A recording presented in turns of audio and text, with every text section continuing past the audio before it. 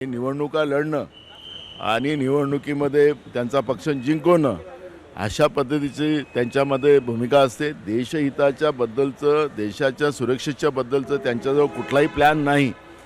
गृहमंत्री बिहारमध्ये without camera ज्या हॉटेलमध्ये थांबलेले आहेत ते कशासाठी विदाऊट कॅमेरा थांबलेले आहेत, कशासाठी हे लपवलं जात आहे, कोण त्यांना भेटत आहे, हे सगळे प्रश्न या ठिकाणी निमित्तानं निर्माण होणार आहे।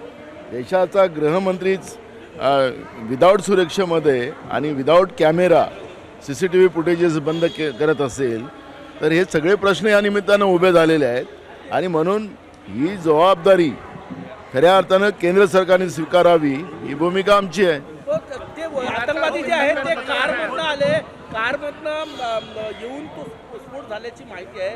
लाल किल्ल्यासारखं ठिकाण नवी दिल्लीतलं अत्यंत संवेदनशील आणि सुरक्षित ठिकाण, याला धरून बिहारमध्ये आज तुम्ही जे सांगतात की राजकारण करू नये अशा पद्धतीचा प्रश्न तुम्ही उपस्थित केलेला आहे।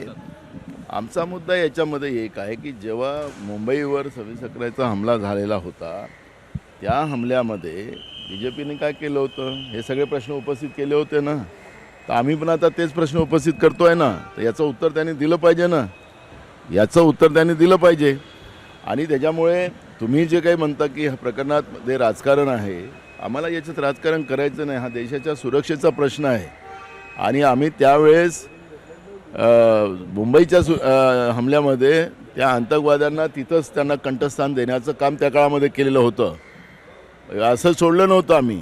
पण हे जे आत्ता दिल्लीमध्ये बॉम्बस्फोट झाला त्या बॉम्बस्फोटामध्ये ज्या पद्धतीनं आतंकवादी येतात, निरपराध लोकांचा त्या ठिकाणी जीव जातो आणि सरकार प्रचारामध्ये आहे बिहारमध्ये, अशा पद्धतीची परिस्थिती आहे। त्यामुळे या सगळ्या प्रश्नाला उत्तर या केंद्राच्या सरकारला द्यावं लागणार आहे आणि देशाची जनता विचारणार आहे, कारण की देशच सुरक्षित नाही, देशाची सुरक्षेची हमी घेणारे प्रधानमंत्री, गृहमंत्री हे